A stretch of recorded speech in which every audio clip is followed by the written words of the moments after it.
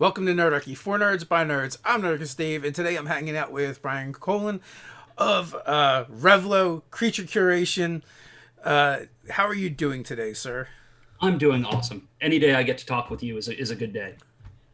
Well, thank you. I always enjoy conversing with you as well. I always spend way too much time at your booths whenever I run into you at conventions.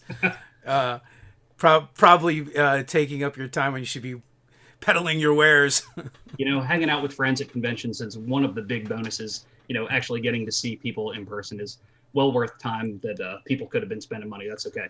You Yeah, know, I think I just migrate from booth to booth of people that I know when I go to conventions uh-huh. and just haunting them for a good like 20 minutes to an hour.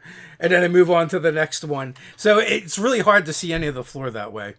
Yes, it is. But also I'm not too shy to be like, Dave, move out of the way. Yeah. And move out of the way. I gotta talk to this person. Or just like all of a sudden somebody walks into my booth and I'm just boom, completely distracted and not looking at you anymore, but I'm still kind of listening. It's time. It's time to make the donuts. Yep. So what's new in the world of Revlo? Man, there is so I feel like the pandemic, even though I've always worked from home for a number of years, it's made me focus on so many more things. So I'm juggling even more projects. The biggest thing is that the Kickstarter that we ran, was it last year now? Earlier this year? My time frame's all messed up. Is finally getting shipped. Like our big campaign setting, bestiary, pawns, decks of cards, GM screen, all of that is moving from the printer to the fulfillment partner. Yeah. So next month that should be going out all over the world, and even more people will be playing in Revelloh, which is awesome. Um, That reminds me. I just got wet proofs and I'm like, I don't know what to do. This all looks the same to me. that's where you like focus in, make sure everything's right. There's still going to be stuff that's messed up. You're going to miss one thing. I was looking at the back in like my character sheet Mm-hmm. at the very end of it yesterday, and I was like, there's an extra space there. There shouldn't be a space between that S and that L. No. But little things will slip by, and it's okay. Most folks will forgive that sort of thing. Well, I hope not. I mean, we had Doug crawl over that thing so much, and then we sent it out to a proofreader after that. So And Doug's very good at that. he is very good. Matter of fact, normally I would not have brought in another set of eyes, but he spent so much time on the project. I was like, no, we need new Yeah. eyes. But Sometimes you're too close. let's start from the beginning, right? So some people may not have seen your stuff before or met you before. Let's take a crash course through Revlo and this D&D world that you've created. It's got kind of a unique origin story, and there's also a lot of like unique flavors to it and different things that you don't see in other D&D settings. Awesome. Sure. Do you want me to just dive into where it all began, or? Yes, absolutely. It's a great Sure. story. Awesome. So, like, way back in the Wayback Machine in 2009, I did my first large monster taxidermy sculpture. I'd been like customizing toys and sculpting, and things were starting to look more realistic. But then I did my very first, like, to me, it was like life size in a fantasy world. And because I had self published comics before that, and there's always story behind things that I create, I wanted there to be a setting for the beast. And my wife, Carrie, was also pregnant at the time with our son, Wyatt. So I wanted to make sure that if I created a world, let's build something that, okay, he's going to be older and he's going to get to add to. So Revelloh, the world is his middle name, Oliver, backwards. And he's very proud. Like I can tell now that he's like had the physical copy of the book in his hand and he's flipped through. He helped come up with the region, the fiery pits, because when I first drew the rough map of it, I was like, "What do you want in here?" And he's like, "Volcanoes." And at like 4 years old, volcanoes and dinosaurs and stuff like that are really, really big. Even so he wanted that. So the fiery pits, that the like lizard-like creatures, the like lizard man type creatures, the Bernadazzi were his idea. The fire turtle that's in there, the Chelinid was his idea. Like the Sneakwa, which is like my take on like a dragon in the world, was his idea. So all of these things he's contributed to, and now that he's 10, it's rad to see him flipping through a book and being like, hey, this was mine, this was mine. And but so that, like, I jumped way ahead from 2009 to now. In between that time I kept sculpting and making like kind of like this guy here. I do these hyper realistic weird monsters, and the world kept getting built, kept adding to it little bits here and there. I published an art book that had photos and like little blurbs about each one, and then I started running a D&D game. Well, I was actually running a Fate game set in Revelloh, and I was like, all right, now let's really go back to creative storytelling and make a world where other people can tell tales in Revelloh, which was great. I was able to bring in Isaac Skaggs, who has done so much writing on it. He's helped build out the world even more. I brought in Carrie Drake, who's done all the amazing art in the campaign setting and the bestiary, all the little plastic ponds, all the art in there is his beautiful stuff.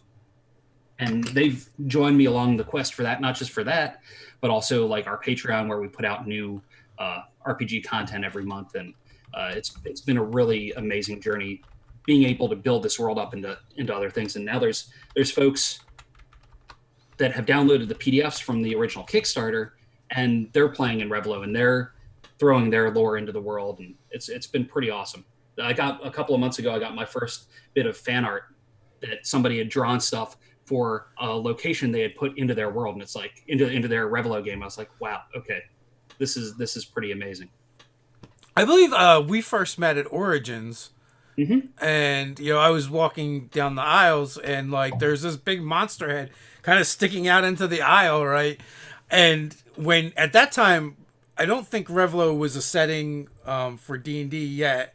No. It was just the sculpts that you were making, and you had described the process where your son, one, I think you said he liked looking through your monster manuals for D&D. Yes, I started him on that very early, like at like bedtime. It's like, all right, let's go through this. Okay, let's not read this description of this demon. Let's read this one. Yeah.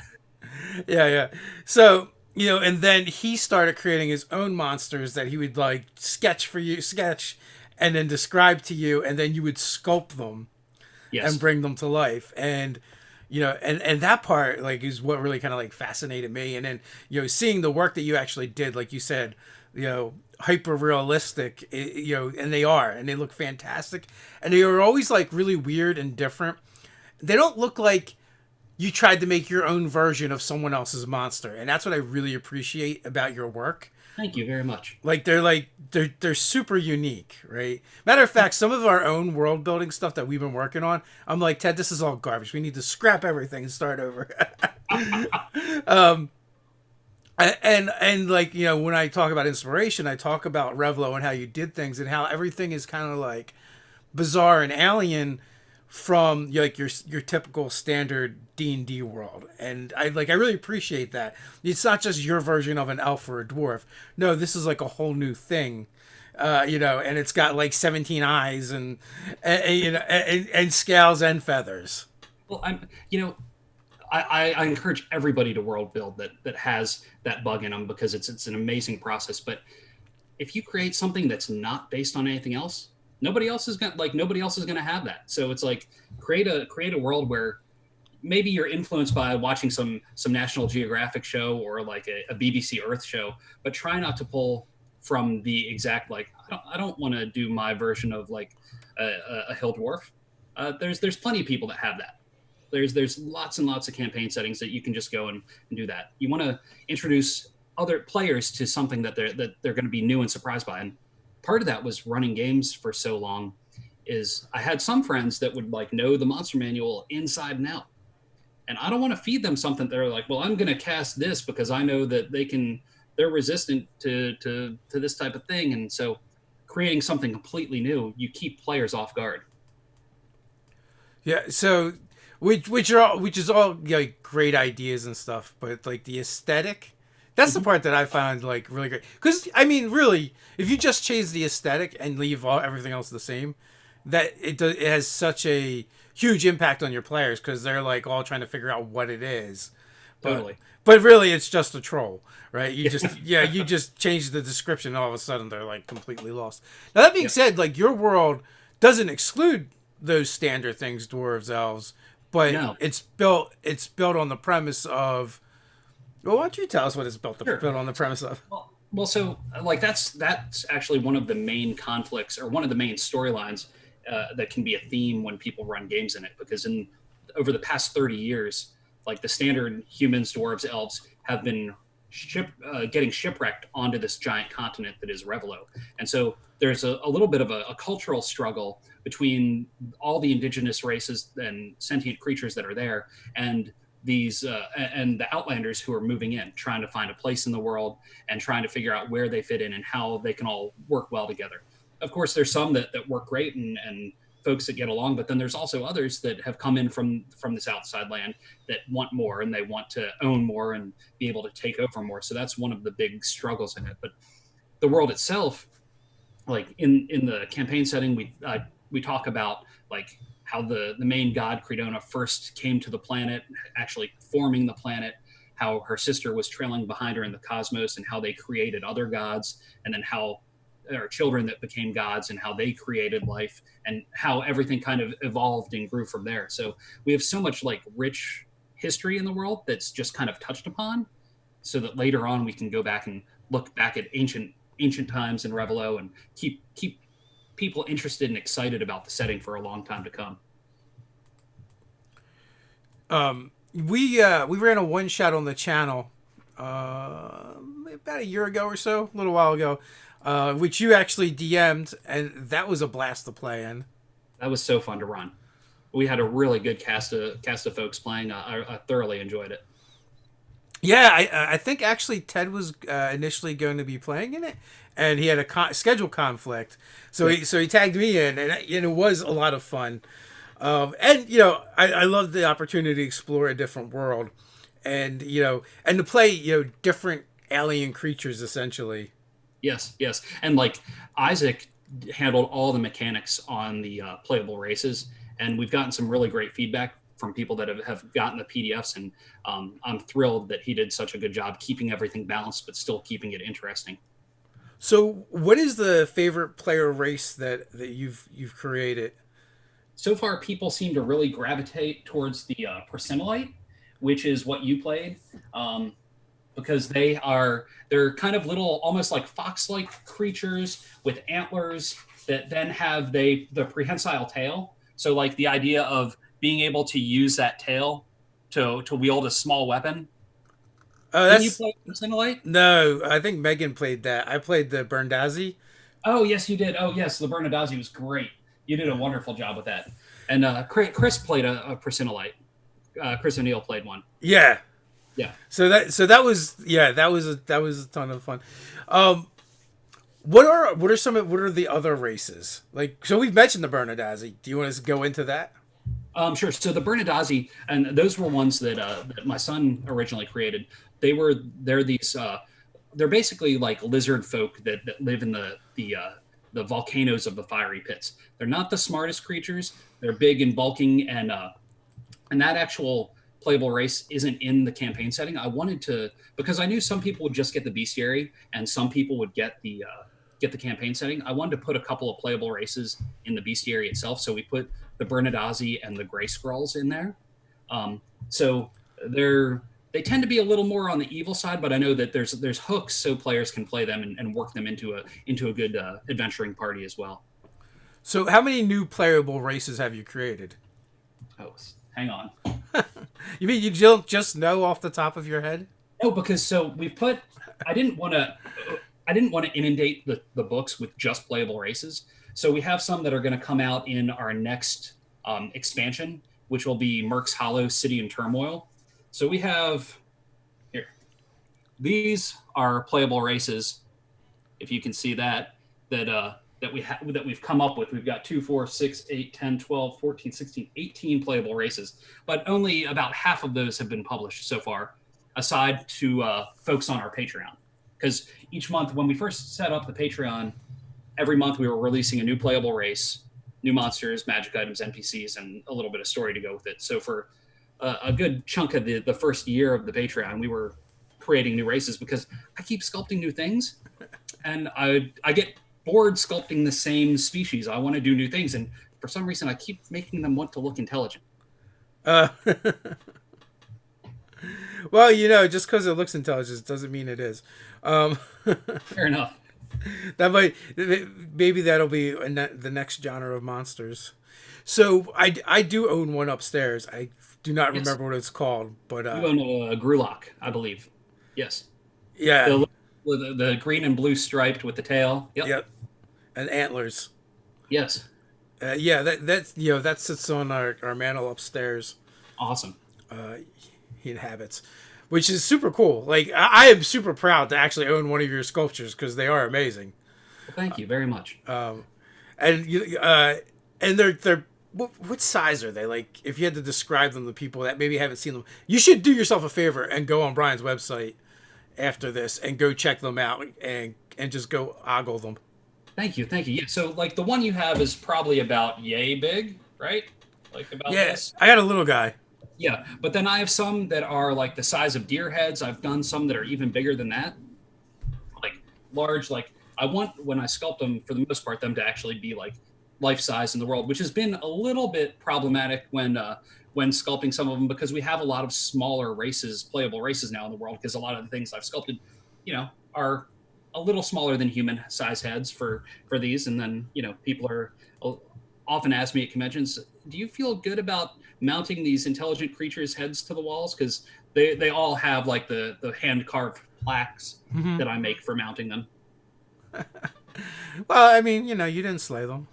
No, no, of course not. I just didn't want the remains to go to waste. You know what? Now you need a story for who is the person that's mounting all these heads on the wall. Well, it's funny because that's one of the subclasses in the campaign setting. We put taxidermist in just because, or the big game hunter / taxidermist, as kind of a nod to me creating all these sculptures. And is that a ranger subclass? It is. Oh, yes, it is. It is. Doesn't Sorry, have to be, but it does make me think ranger. yeah, absolutely. But the most popular subclass so far has been the the chef subclass for the bard. I could see that being happening. Gamers Yep. love food. Yes, yes, we do. And well cooked food and well prepared food is even better. You've done a couple. You've done some commissions for a tavern up in Canada too, right? Yes, yes. Actually, like between the Round Table Tavern in Canada, in Ontario, and a couple of other locations owned by the same owner, I want to say they have at least 10 of my pieces up there. Like the largest collection of my sculptures is in Ontario. Nice. Now, were they commissioned pieces or were they all just stuff that you made? The very first piece I did for him was a commission, which was like a black dragon, because he was getting ready to open up the Round Table Tavern. We met at Dragon Con in September, and he was going to have his grand opening on Halloween. So I did the concept sketches, got those approved, sculpted them, realized that there wasn't enough time to actually ship it. So I drove from Atlanta to Guelph, Canada, Ontario, Canada, delivered the piece, and drove back. Yeah, I could see that being an interesting customs conversation.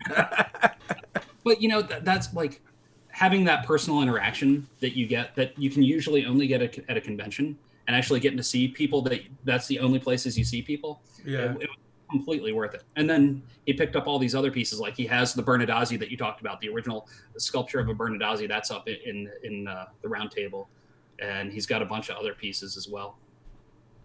Nice. And that's like you said, that's a gaming tavern, so that's pretty cool to have your pieces overseeing some gaming. Yes, yes. Now I just need to get them playing Revelloh, 5e campaign set in Revelloh there. So they're like, hey, you see one of these? Yeah. What are you working on nowadays? So in July, we're going to launch a Kickstarter for our second wave of RPG squishies, classic dungeon crawl critters that are blind boxed and squishy. Dude, how many different colors are there? You have at least 3 colors, right? I've got 5 colors plus 5 variant colors. Okay. So they're chase colors. So like, I don't know if you're familiar with blind boxes, but like when I first started doing custom toys, Kid Robot and blind boxing was really big, and my kids still love it. So you get the box and you don't know what color you're getting. So then like the chase ones have a darker version of the color sprayed up from the bottom and a lighter color sprayed from the top. So, hear me out. You need a you need a juggler. You need to see some juggling videos. with Igor. That would be perfect. I love that.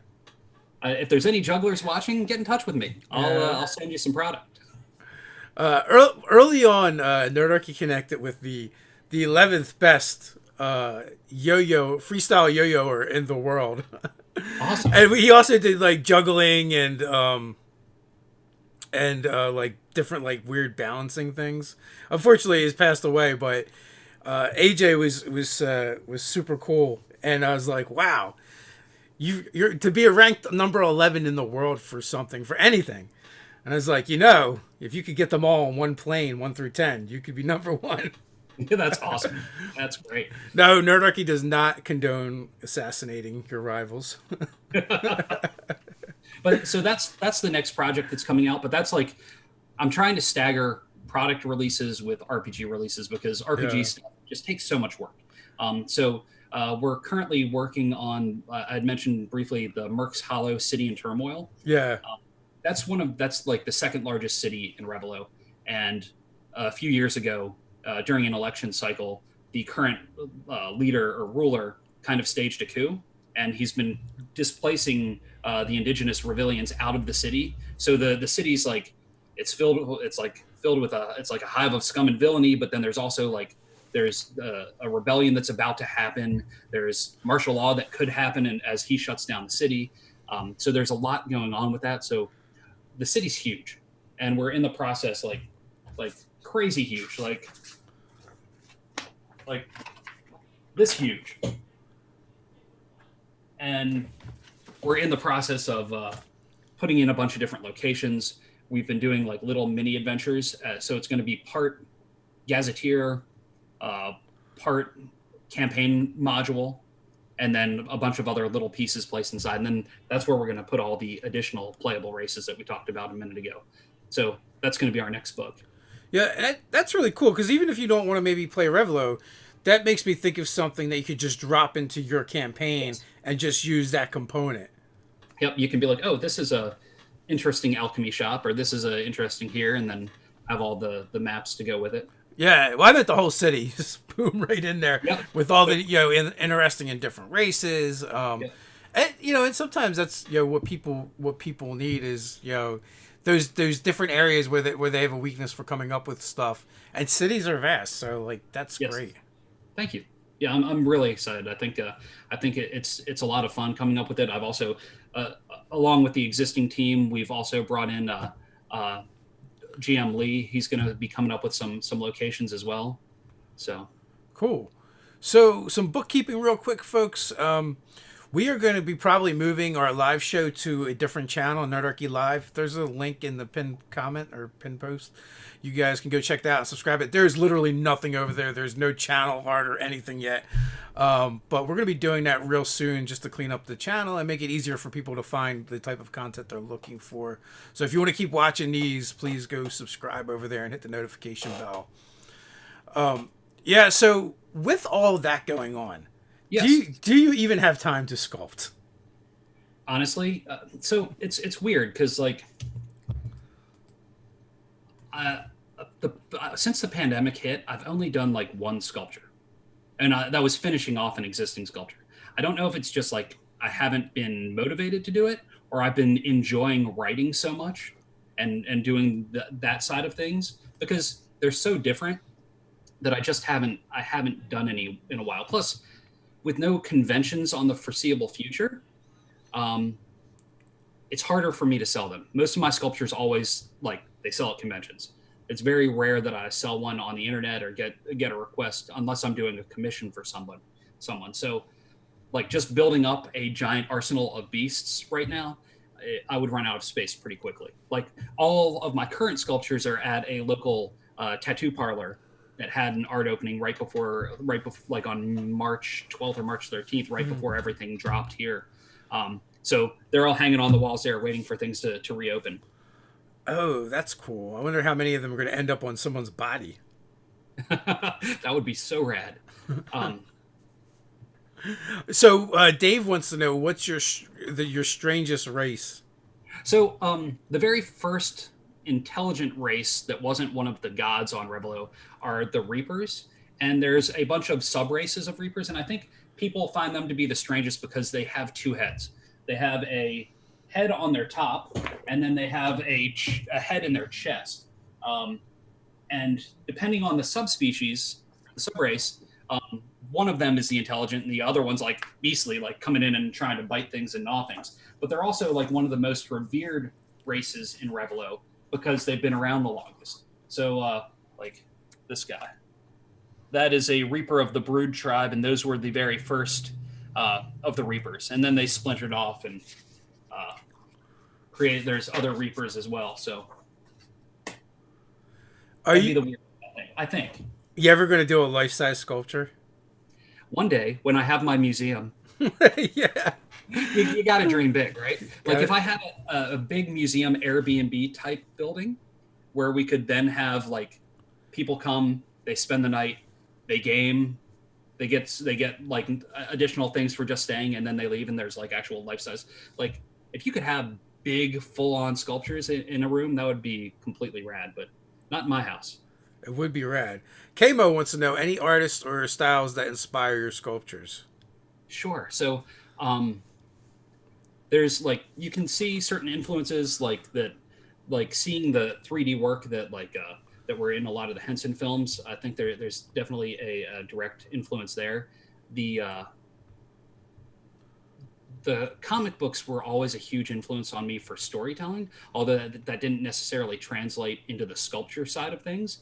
I just kept wanting to do more and more realistic pieces. So when I was looking for inspiration for that, I would watch more of like the BBC Earth things and watch how different species migrated from one place to another and how they kind of adapted and changed.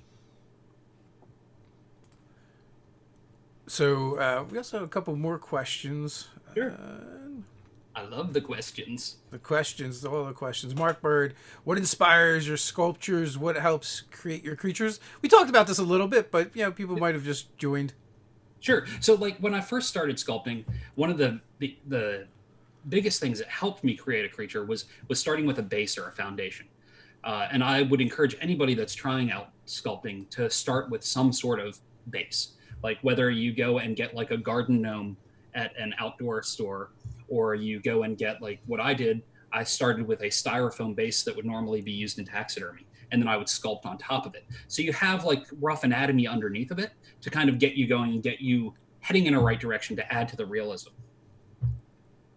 So, what is the most used or popular head in your collection for sculpting? So I've only I've only resculpted a species once, aside from ones that I made a sculpt, did a mold, and then cast them out of resin. And well, no, I did that twice. I'm sorry. I sculpted a groblin twice, which are kind of like they're the most prominent race in Revelloh. They're kind of like the human version, if you would, just because there's so many of them. I did a green groblin, and then I did a smaller young groblin that I did a resin cast and did like a Kickstarter make 100 of those. So I did probably cast about 40 of those resin sculpts. But then the Hassanaval, which is like a race of like pink fox-like creatures that have a gem in their forehead. I sculpted the very first one, Thalia, and then I had a request for somebody to sculpt a variation of her. So I've sculpted her twice, and she's also like the protagonist in a comic series that we're just now starting that I've written the first issue of, and Carrie Drake should be while he's listening to this, maybe doing some pencils on page one. Do you ever sleep? Not a lot, not a lot. And I like. There's so many things I want to make before I'm gone. Like, and so many things that like, if I can make this and it inspires this one or two people to then do something with their lives that's creative, then I've got to keep putting stuff out there to try and motivate other people and excite other people about being creative. So, what taxidermy head do you use the most? Oh, I don't know. Because then also because like I've started now, one because I'm not like I don't really want to like some of these taxidermy books you flip through and there's like African animals and stuff like that. I've decided that I don't really want to spend money with these folks, so I've started like building the bases up myself with styrofoam and like putting my own wood on the back.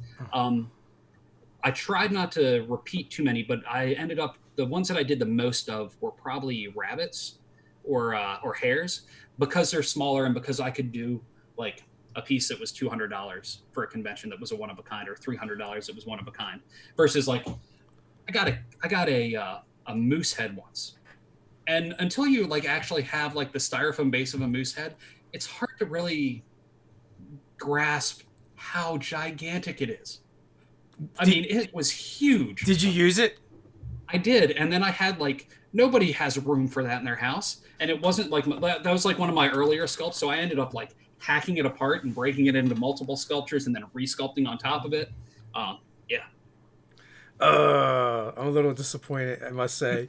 Um, the best way I've heard moose described is Canadian kaiju. I love that. Love that. That yeah, there was a whole like Reddit thing that I shared not too long ago, and it was like all about moose and how scary they are. Uh huh. Yeah, that's So, insane. but I'm about to. I have to start sculpting soon because my daughter Ruby is 6, Hmm. and she has drawn so many pictures like of monsters with like what they eat, where they live, describing it all. She's really into it. So it's time for me to start populating another continent, not necessarily where the Outlanders are from, but Uh, another really strange continent where everything is weird. the Yeah, I can't wait till you actually get to do your life size one. I know you almost did a. You had said you'd almost did or did a quote for a life size owlbear. Yes, I did that. Or I got the. I was asked how much I'd charge for it, and I was like, yes, I would. I would love to do that. But it didn't. It didn't happen, which was okay. Because I probably like the price I gave was really really cheap. The materials would have been expensive, super expensive. I probably wouldn't have made any money on it, but it would have been awesome to do. But you would have made an owlbear. Yeah, totally. I don't know if it's a good trade off or not, but yeah, I because I know the price you told me for it, and I was like, that seems really cheap for a life size owlbear. Yeah, yep, absolutely. I mean, and I imagine you'd have to use like a whole like grizzly bear thing You'd have for to do that. and like rebar and things like that just to keep it like a base for it to stay upright all the time and not just be like, oh, the owlbear's attacking again. Yeah, that's true. Roll initiative. So another question from Dave. Einstein played the violin to stew over ideas. What do you do? Um, I just keep making stuff. Like I like my friend Alan just calls me the idea guy because there's like always something churning in my brain. So I don't know. I just keep making stuff and more stuff happens and it's like, all right, let's make a note for this. Okay. I mean, because I've already talked about two upcoming projects. I have another third one that I'm working on that's in the process that I can't even talk about yet. But it's like I always have stuff that I want to create. Hey, well, it's good. At least you're not going to run out of ideas anytime soon. That would be a very very sad day. I don't know what I do because I don't. I'm not a huge video game person, even though like my kids are. Like I'll play for a little bit and then I'm like I could be doing something more creative like on my own or things like that. So playing games with friends and problem solving that way, I think is a good way to kind of wipe the brain Hmm. free from that, and then be able to start fresh once you're done like playing a game of D&D. So Brian wants to know if you could only sculpt one, would you sculpt insectoids or underwater creatures? Hmm. So I would definitely go with insectoids. I like I like the structure of them a lot more than underwater creatures, although I do enjoy that a bit. I find underwater creatures more challenging because a lot of their skin is a lot. There's a whole lot of smoothness, especially to fish. I feel like I can get away with more texture on bugs, Yeah. even though like a lot of shells are super smooth. But I'm pretty. I don't do things super geometrically. I tend to like grab a rock from my yard and push that into the clay to get texture. So like things like a big fish that has to be nice and sleek. It's just that level of like trying to keep it nice and clean is not for me. I'm a messy artist. So if you want underwater creatures, there's an artist that did the out of the box cover for ourselves. Sarah Dallinger is working on a project called Murder Mouth Zero Drag, and it's basically alien aquatic creatures. A lot of them Awesome. are based off of sharks. Nice. That sounds awesome. Is it a ongoing project, or is that a Kickstarter coming? It's an ongoing project that she's been working on. And I think the inspiration was like something she read or watched about sharks having this Teflon coating on their teeth so that there's zero drag. Awesome. That's great. Hence Murder Uh, Mouth Zero Drag. Harry does much better versions of the aquatic creatures from Revelloh than I do. Like there's one of his takes of one of my sculptures. There's maybe the shiny side's not as good of an idea. There we go.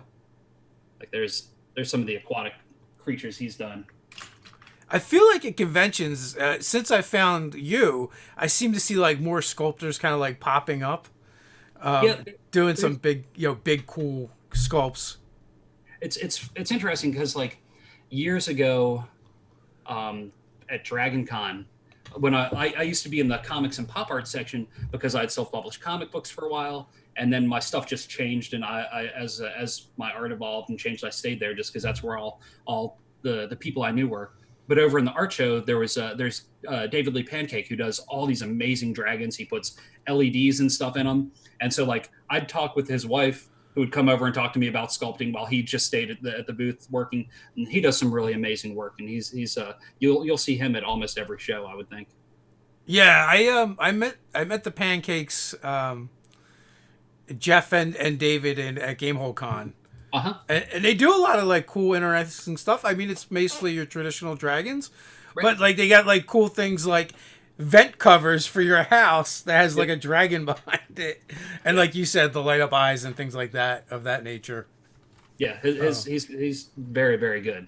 I really like what he makes. But like that's why like I've never really had a whole lot of interest in sculpting things that are pre-existing in other worlds or other mythology, just because anybody not like I'd rather delve into my imagination and see where it can take me. So, speaking of imagination, so I don't know what you're gonna do once you run out of kids. Eventually they're gonna age out of the imagination, because they'll do weird things, I'm sure. And you're like, well, how many eyes should they have? And they're like 6, just because that's their kids, and they're like, whatever. Well, a lot of that also is I got like I have contacts in now because of the glare of the window light coming in, but I've been called Four Eyes all my life growing up as a kid, so I think that's part of why I like having lots of eyes and things. Yeah. It's like, yeah, okay, now who are you going to call names? Rawr. Yeah. Hey, call me 6 Eyes. I eat your Right. face. So you said your daughter now has a pile building up. Is there anything that jumps out of you that like you're super excited to make? It's crazy how creative she is. So I'm just gonna be inundated with so much to make for her, and she's also very particular. So like she's gonna let me know when my stuff is not right, and when it's when no, really it needs to be like this. That's funny. And how old is your daughter? You said 6? 6. Yeah. I just imagine you being chastised by this 6-year-old over your sculpture with her holding up her crayon drawing. Like, nope. Don't you see this here? You're That like, is not supposed to be a fin. yeah. You're like, but that's literally a scribble. Good times, man. So, I guess, I mean, the tough part is, like you said, now is having the space to put everything. Mm-hmm. With all of the events that are kind of on pause for now. So, is your next sculpt going to be one from your daughter's list? It should be. Yeah, it should be. Yes, I'll say yes. Yes, it's going to be. Who's in charge of naming them? Usually me. Okay. Usually I come up with the names of most of them, and a lot of times with naming, I'll look up like if I see a certain type of creature that's part of it, I will like look up, okay, what are different names for turtles? What are some of the Latin names? How do I jumble letters, turn things around? Then there's also a lot of monsters and characters in my world that are people's names backwards. Like Okay. for a while on Patreon, I was doing that where I was naming things after people that supported me. Like Ted's got a creature named after him. A debt. Yeah, Aerodehet. It's hard to because we did Theodore backwards. Oh, okay. That's a tongue twister. That makes sense. Someone had asked, I might have been Dave, that asked about what was the hardest thing to convert or translate Like from. from I guess from sculpt from concept to game stats, maybe. So I am not a mechanics person at all. Like I'm like I have creative ideas all day. I can come up with thoughts behind like where things came from, why things work the way they do, and how they intertwine into the story.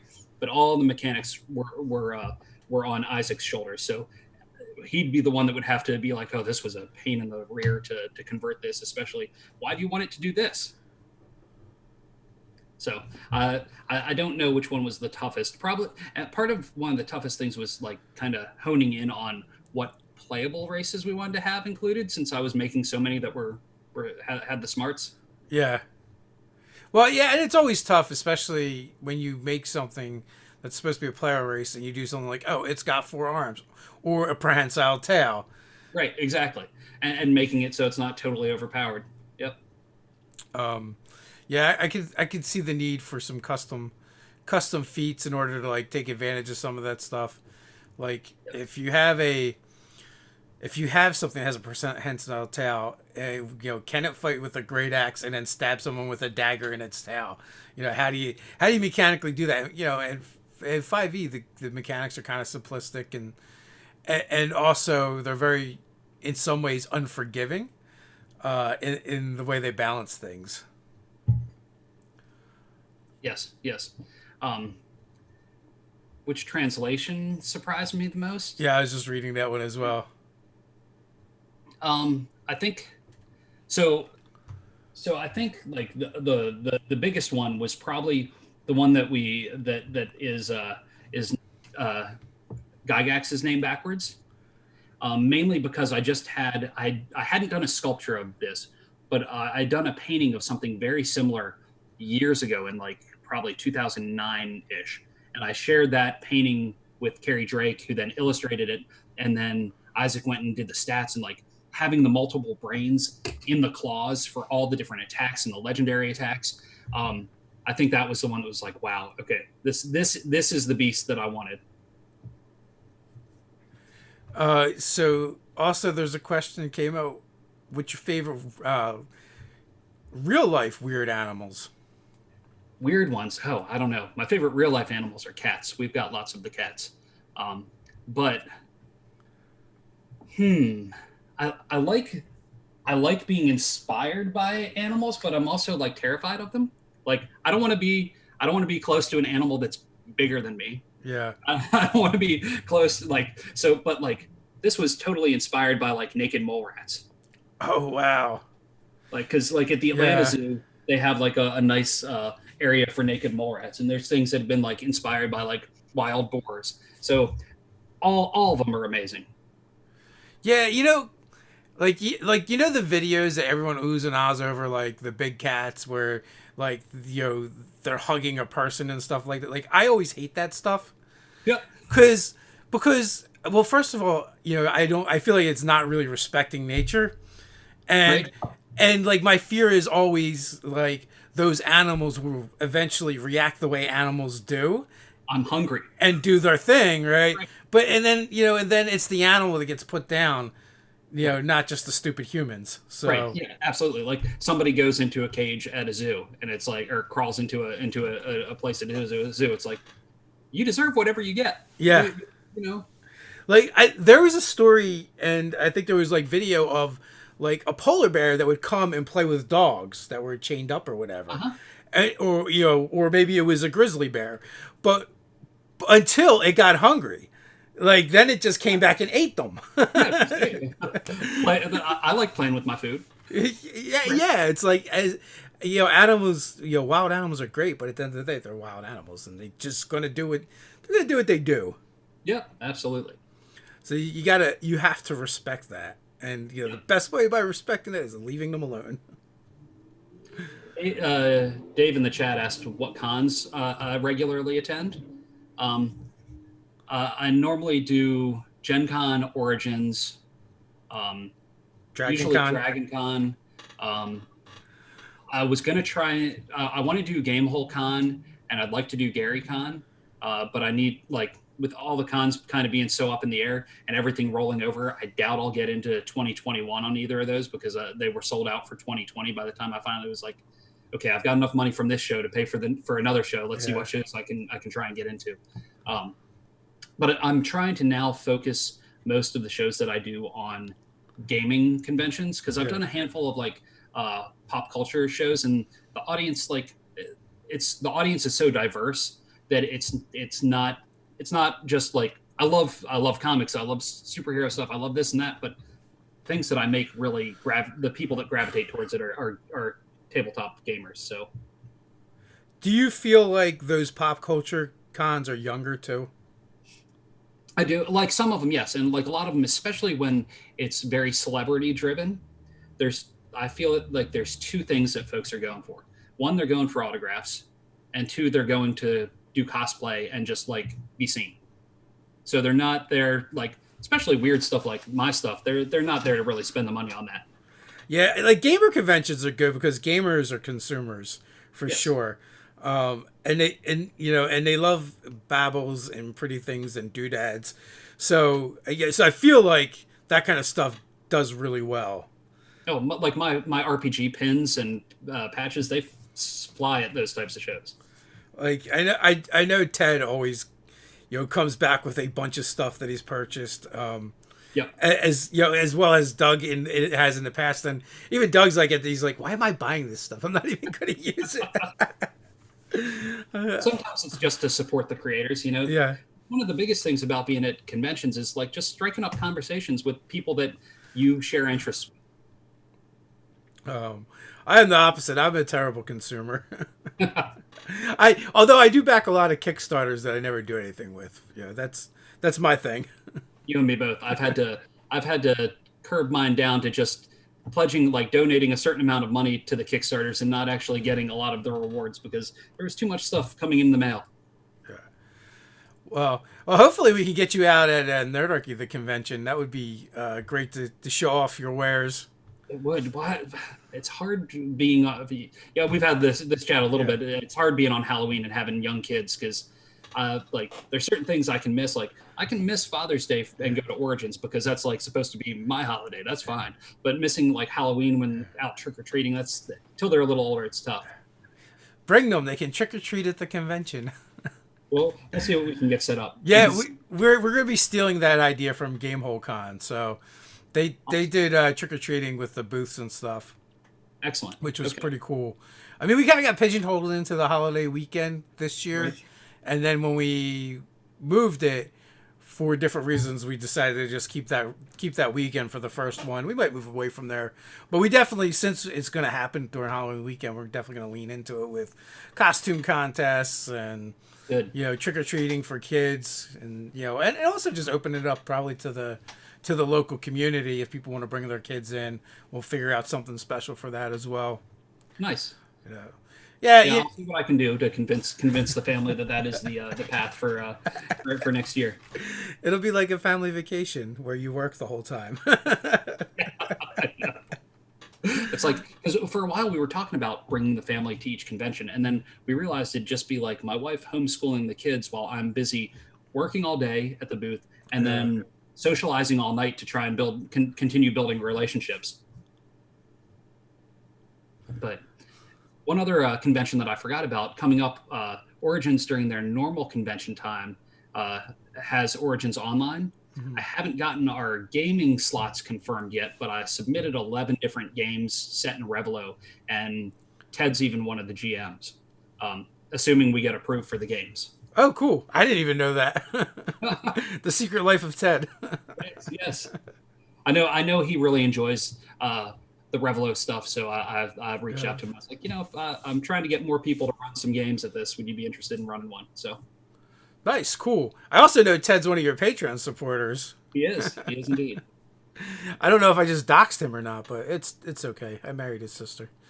So Brian wants to know, how do I win a Halloween by making the coolest monster costume for my 2-year-old daughter. Oh, you commissioned Brian to sculpt a monster on top of her.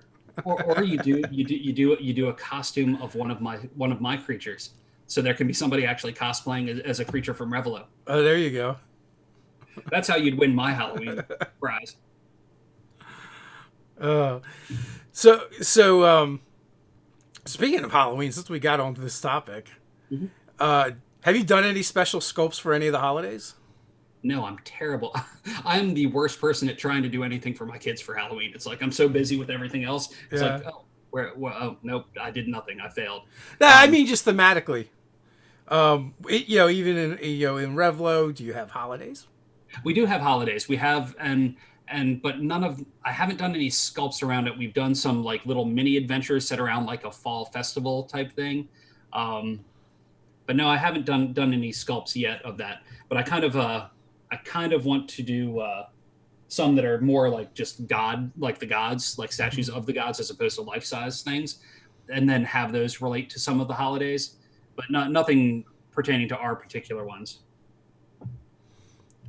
Nice. So this, So like not instead of bust, but like full on statues.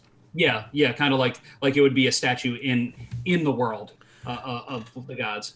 Now, are they going to look as weird and creepy as some of the Desinins? Yeah, of course, yes, because all the Revillian races were made by the gods. So yeah, they're all going to be weird looking. There's one that's like a giant frog-like creature with a bunch of tentacles on its back. Um, there's one kind of cat beast-looking creature. I've written descriptions of a lot of the avatars that they've taken when walking the earth, Mm-hmm. but some of them are kind of can choose as they come back. But they're all in hibernation right now. Who's your favorite? Hmm. I think probably the Emberson, because that is the one who like the volcanoes on the fiery pits have grown up off of his back, because that was the one that Wyatt like kind of came up with and said, okay, I want him to be buried under this area. And then I was like, what if we made the volcanoes growing on his back, so he's kind of like under the ground there. Oh, is he the turtle?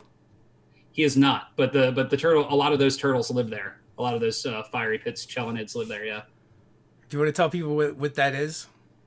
Sure. The my son wanted a fire turtle, and so well he didn't want a fire turtle. I was at Origins 2017, maybe 2016, 2017, and Father's Day is always on the last day of that convention. So I got home to Georgia from Origins in Ohio, and my son had drawn in crayon a fire turtle, and he's like, "Here, this is your Father's Day present." So the next thing I sculpted was the chelonid, which was a my take on his drawing. And so of course it was fire, because he had created the fiery pits and he wanted it to live in that region, because everything that he created at the time was all going directly into that region. Is your daughter creating the same way? No, she draws creatures, and then she kind of draws like the area around, like, okay, this lives in the water, this eats this eats this. Here's all the arms, here's all the tentacles, here's all the eyeballs. Like at first, like everything that she was drawing had a bunch of eyes, because we had gotten all my squishies in, and so she was drawing them with a whole bunch of eyes like that. Um, but so like she specifically puts in what they eat, what their like weapon type kind of thing is, like if they spit fire or things like that, and puts those on the drawings as well. So it sounds like her drawings are almost like scientific drawings, and conceptually Yeah, yeah, definitely. from a Definitely. 6-year-old. Yeah, absolutely. That's super cool. Also, that'll give you kind of a different feel when you're creating as well, and sculpting from them. Yes. Yes. Now, They definitely have a different, like a lot of them are much longer creatures. So it's going to be interesting seeing how to twist and contort that into my like sculpting style. did the fire turtles? Do they also have little volcano like protrusions on their back? They don't. No. I don't know where I'm getting that from, but you described the god, and then Yeah. I was thinking about the fire turtles earlier, Uh huh. because when I talked to you before, I don't think they had been sculpted yet. you'd been talking about it. Uh, well, so like that's like one of the very first things in my art book, like having that photo of like his drawing and then the sculpture, because of like that's such a personal thing connection, making the world what it is. But then I've also I have sculpted two of the Chelonids.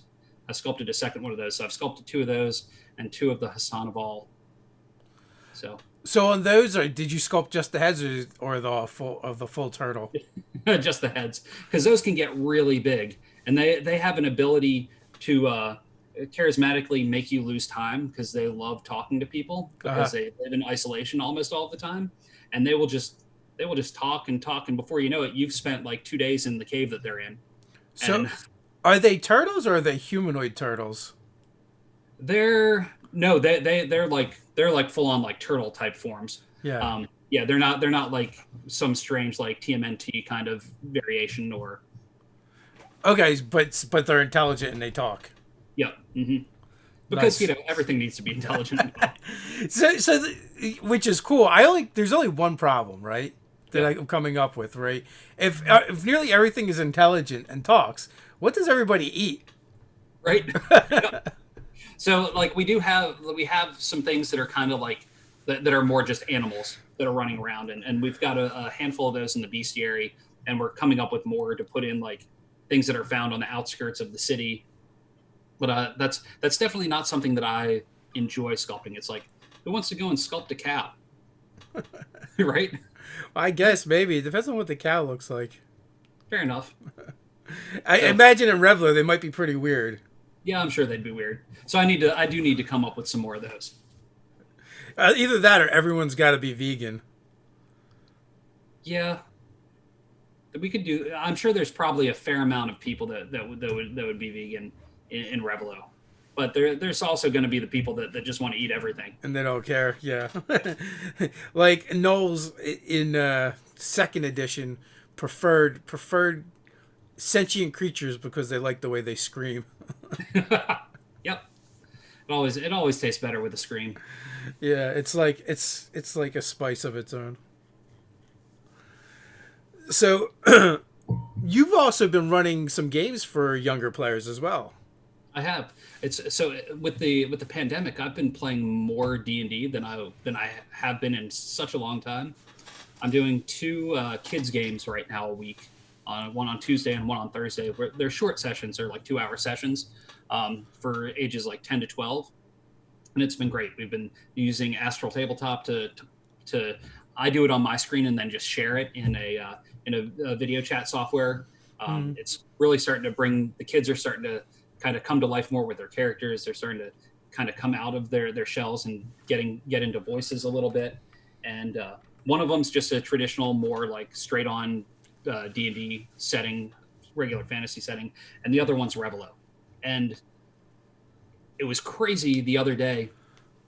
Normally I run it, but I had too much day job work, so my son ran it next to me, and he's sitting there with the campaign setting book and the bestiary book, and my nephew's one of the other people that's playing, and he's read through all the PDFs. He's like telling everybody about the gods and knows the lore inside and out. It's like, wow, these kids, they're first generation. Like this is the first real campaign that they're playing in, and they're playing in a crazy world that I came up with. It couldn't get better than that. And one of them's already a prophet. Yep. That's good, man. That's that is super cool to see other people playing with your stuff.